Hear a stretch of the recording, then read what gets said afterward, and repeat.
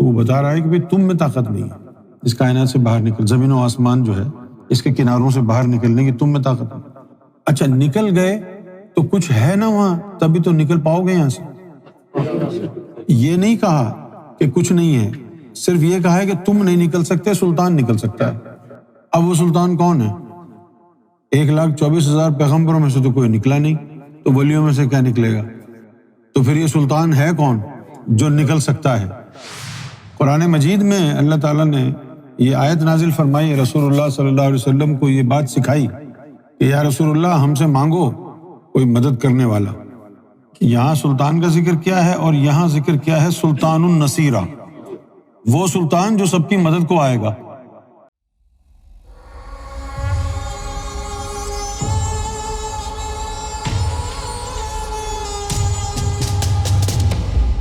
مخلوق بنانے کی وجہ سے الہ ایک صفت ہے، اصل چیز تو اللہ کی ذات ہے نا، یہ تو ایک صفت ہے۔ اور آپ بخوبی جانتے ہیں کہ مخلوق بنانے سے پہلے وہ الہ نہیں تھا، مخلوق بنانے کے بعد ہی الہ بنا ہے نا۔ تو پھر اس سے کیا ثابت ہوا کہ یہ جو صفت الہ ہے یہ قدیم نہیں ہے، قدیم تو وہ ہے جو ہمیشہ سے تھا، مخلوق بنانے سے پہلے وہ الہ تو نہیں تھا۔ جس طرح اولاد ہونے سے پہلے آپ باپ تو نہیں ہے نا، لیکن آپ خود تو ہیں، وہ صفت نہیں ہے نا باپ ہونے کی۔ ابھی یہاں بیٹھ کے اس کائنات میں بیٹھ کے ہم چیمہ گوئیاں کریں، آئیڈل گوسپ کریں، کون کیا ہے، اس سے کیا پتہ چلے گا؟ یہ ایسا ہی ہے کہ جیسے ہم پنجرے میں بیٹھ کے آسمانوں کی باتیں کریں، اب کیا پتہ، کیا معلوم ہے؟ معلوم ہی نہیں ہے تو بس نہیں معلوم، اب جب معلوم نہیں ہے تو بس چپ رہو۔ اس کائنات سے باہر کیسے نکلو گے؟ کوئی نہیں نکل سکتا اس کائنات سے باہر، ہاں الا بالسلطان، قرآن نے یہ کہا، قرآن مجید نے یہ بات کہی، فانفذوا لا تنفذون الا بالسلطان، اگر یہاں سے بھاگنا ہے تو بھاگ کے دکھاؤ، سلطان کے علاوہ کوئی نہیں بھاگ سکتا۔ کہاں سے بھاگنا ہے؟ اس کائنات کی بات ہو رہی ہے نا۔ اب دیکھو نا، یہ لکھا ہوا ہے کہ اے جنات اور انسان کے گروہ، اگر تم میں آسمانوں اور زمینوں کے کناروں سے باہر نکل جانے کی طاقت ہے تو نکل کے بھاگ کے دکھاؤ۔ یعنی اب یہ اس کائنات سے باہر کی بات ہو رہی ہے نا، کہ اس کائنات سے باہر نکل کے دکھاؤ۔ تو وہ بتا رہا ہے کہ بھئی تم میں طاقت نہیں ہے اس کائنات سے باہر نکل، زمین و آسمان جو ہے اس کے کناروں سے باہر نکلنے کی تم میں طاقت نہیں۔ اچھا نکل گئے تو کچھ ہے نا وہاں، تبھی تو نکل پاؤ گے یہاں سے۔ یہ نہیں کہا کہ کچھ نہیں ہے، صرف یہ کہا ہے کہ تم نہیں نکل سکتے، سلطان نکل سکتا ہے۔ اب وہ سلطان کون ہے؟ 1,24,000 پیغمبروں میں سے تو کوئی نکلا نہیں، تو ولیوں میں سے کیا نکلے گا؟ تو پھر یہ سلطان ہے کون جو نکل سکتا ہے؟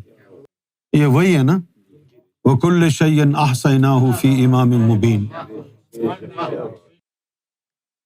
قرآن مجید میں اللہ تعالیٰ نے یہ آیت نازل فرمائی، رسول اللہ صلی اللہ علیہ وسلم کو یہ بات سکھائی کہ یا رسول اللہ ہم سے مانگو کوئی مدد کرنے والا۔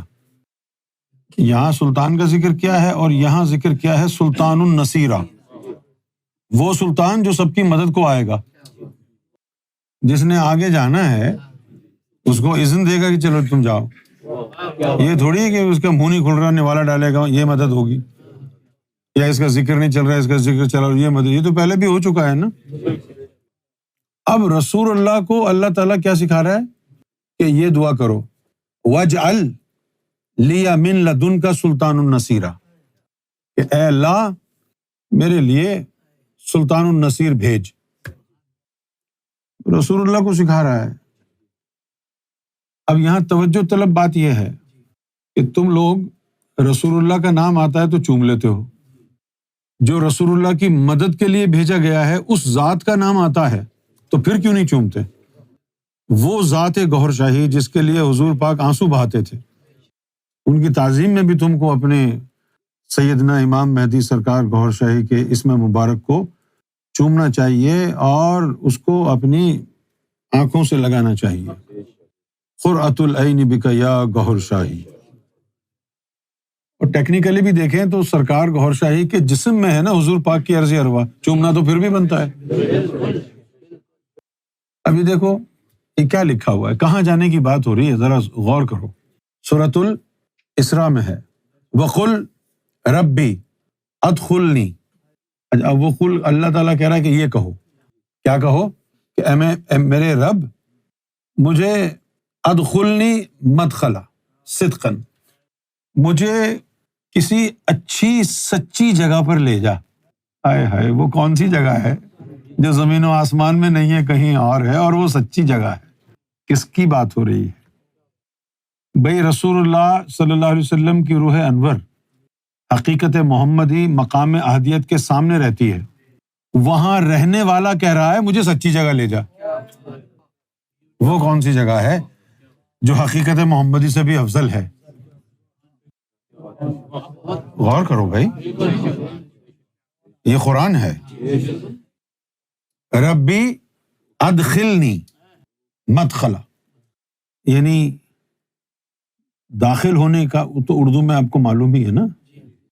مدخل جو ہے کسی مقام کو بھی کہا جاتا ہے جس کے اندر جا سکیں. مدخل، ہاں.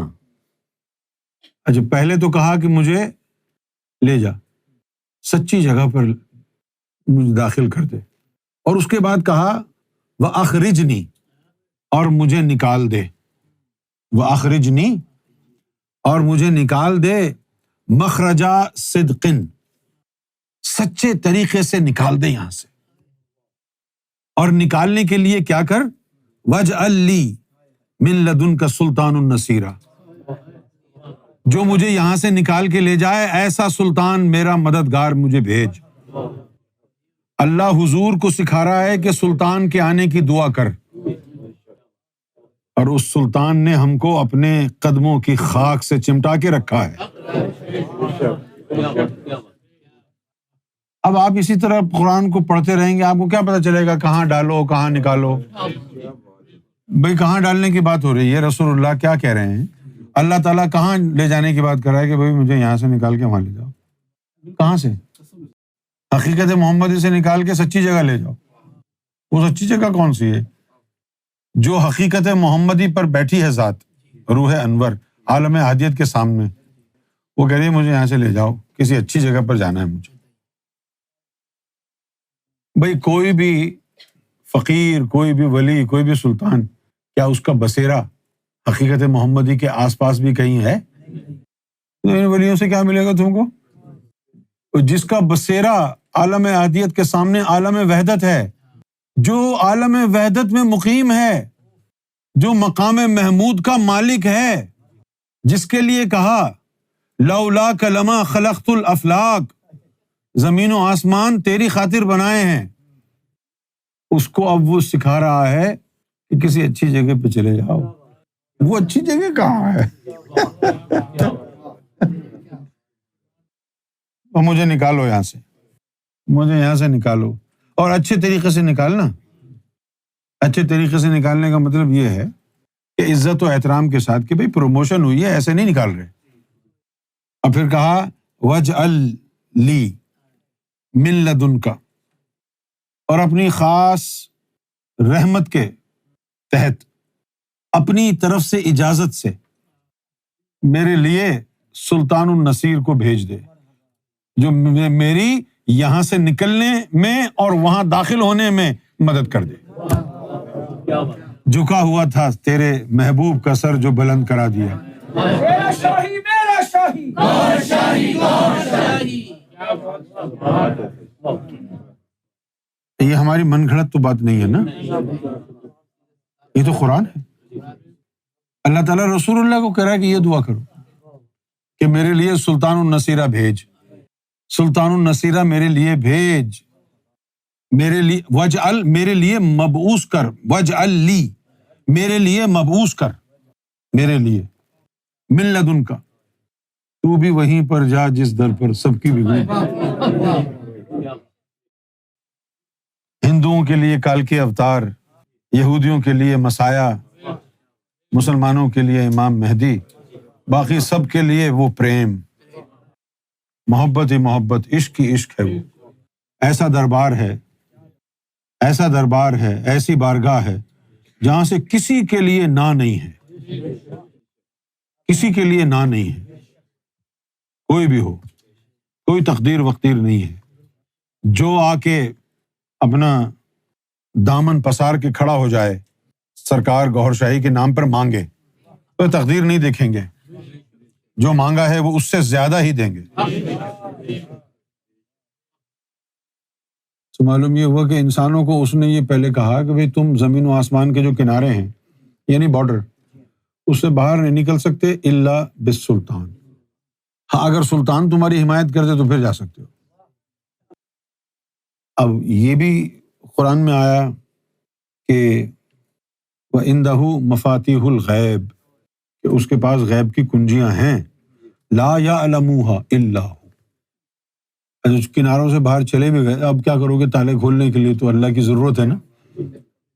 تو وہ جو سلطان ہوگا وہ چابیاں بھی دے گا نا، تم کو باہر بھی لے کے جائے گا نا۔ عالم غیب میں سب سے بڑا مرتبہ کس کا ہے؟ مرتبے نہیں ہے وہاں پہ، مرتبے یہیں کی کہانی ہے، وہاں مرتبے نہیں۔ وہاں جو رہتے ہیں ان کو کوئی ضرورت نہیں ہے، مساوات قائم ہے نا۔ ایک ایک بندے کو بڑی بڑی جاگیر، اتنی بڑی جاگیر ان کو دی ہوئی ہے، اگر یہ ساری کائنات ایک کونے میں رکھ دیں تو پتہ بھی نہیں چلے گا، چھوٹے سے پتھر کی جگہ میں آ جائے گی۔ وہاں پر یہی ہے، اپنی اپنی جاگیر میں سب مست ہیں۔ اگر تجھے اب تو وہاں رہتا ہے عالم غیب میں، تجھے یہ خیال آیا کہ یار میرے بالوں میں کنگھی کرنے والی کچھ مخلوق ہونی چاہیے، تو سوچے گا وہ ہو جائے گی۔ اتنے خدمت گزار چاہیے۔ اب یہ جو جنتیوں کو حوریں ملیں گی، یہ عالم غیب سے ہی آئی ہیں نا، اور عورتیں جو اللہ تعالیٰ کی خادمائیں تھیں وہاں پہ، جو حوریں ہیں ان کو عالم غیب سے منگوایا ہے نا۔ تمہاری ساری مردانگی نکال دیں گی، عالم غیب کی مخلوق ہے نا وہ، تو یہاں کی تو ہے ہی نہیں۔ اب یہ تو ہور کے نعرے لگا رہے، تو جاؤ تو صحیح۔ مسلمانوں کو تو یہ خوابوں میں بھی آتا ہوگا کہ 70 حوریں ملیں گی، 70 تم کو تھوڑی ملیں گی 70۔ ایک حور اگر تم کو چمٹ جائے تو تم کو میرا خیال ہے ایک ہفتے میں 20 سال کا ہے تو 70 سال کا کر دے گی۔ عالم غیب کی مخلوق ہیں حوریں جو ہیں، کہ باقی ملائکہ بھی سارے ادھر ہی بنائے اللہ نے، لطائف کے ساتھ ملائکہ کو بنایا، روح کو فرشتوں کے ساتھ بنایا۔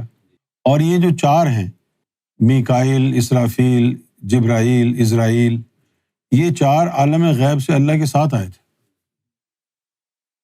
یہ جو پنجتن کا تصور ہے یہ بھی وہیں سے آیا نا، 4 اس کے وزیر اور ایک خود، 5 ہے نا، وہ 5 ہے نا، 4 اس کے وزیر ہو گیا نا، ایک جبریل ہو گیا، اور ایک جو ہے اسرافیل ہو گیا، ایک میکائیل ہو گیا، ایک عزرائیل ہو گیا، 4 وزیر ہیں، اور وہ خود یہ عالم غیب سے ساتھ لے کے آیا۔ بتایا نہیں کہ ان کو وہاں سے لایا ہوں، ہاں یہ کہا کہ اگر کسی نے جبریل سے بغض رکھا کافر ہے، ختم، کسی نبی کی شفاعت کام نہیں آئے گی پھر اگر جبریل سے بغض رکھا۔ مسلمانوں نے تو بڑی بڑی کہانیاں بنائی ہوئی ہیں کہ وہاں پہنچے تو جبریل علیہ السلام کے پر جل رہے تھے۔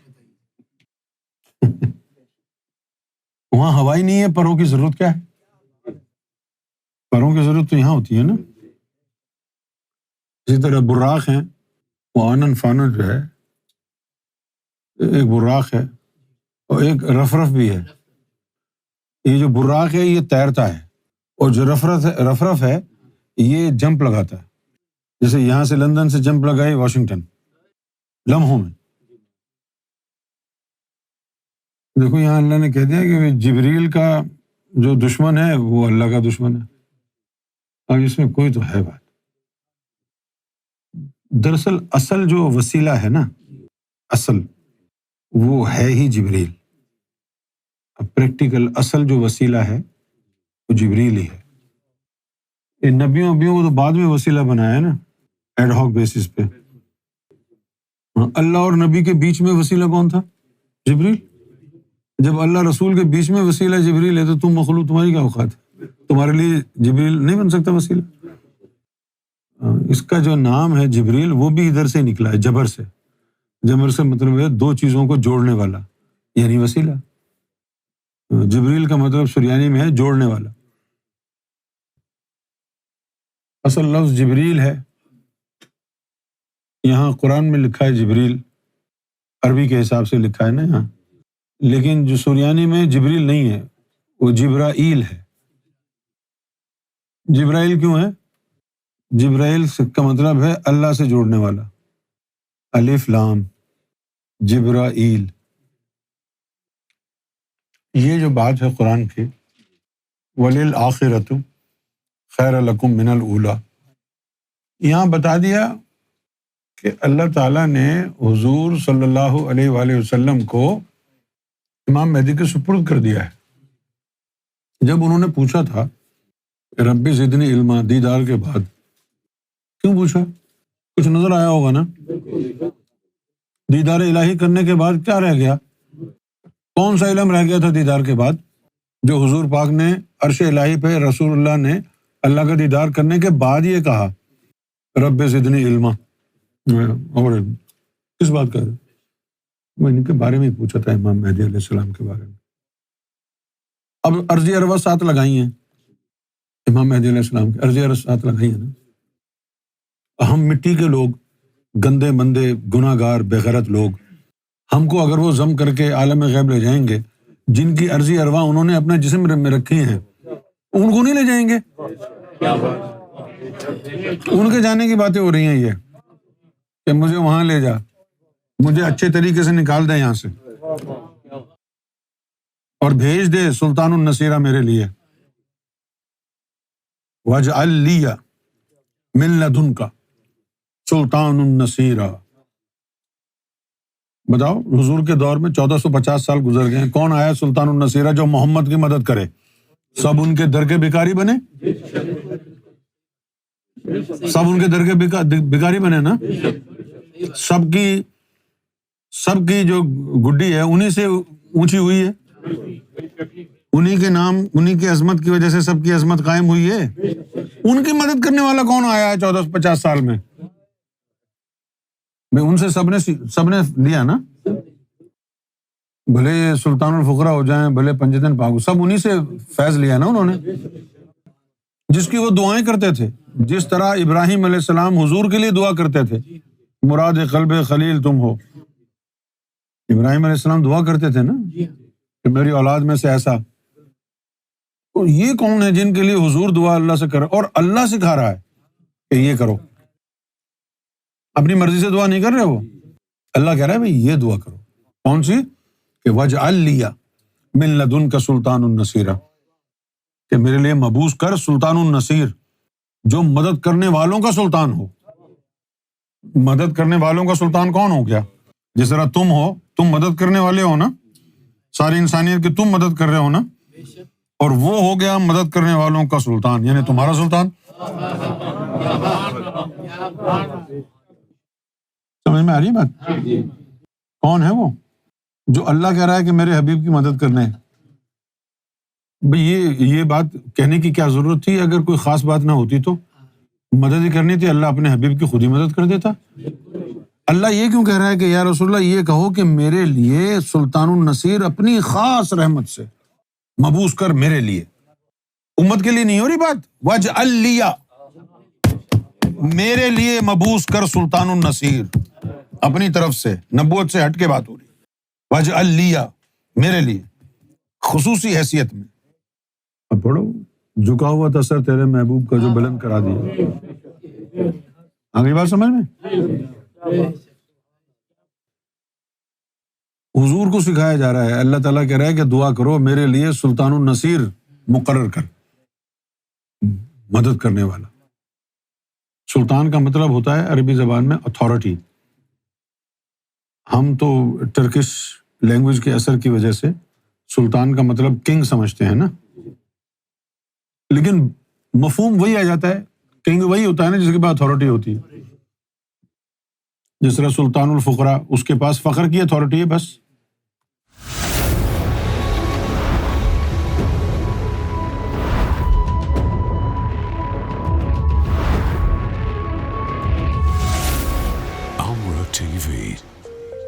place to connect with God.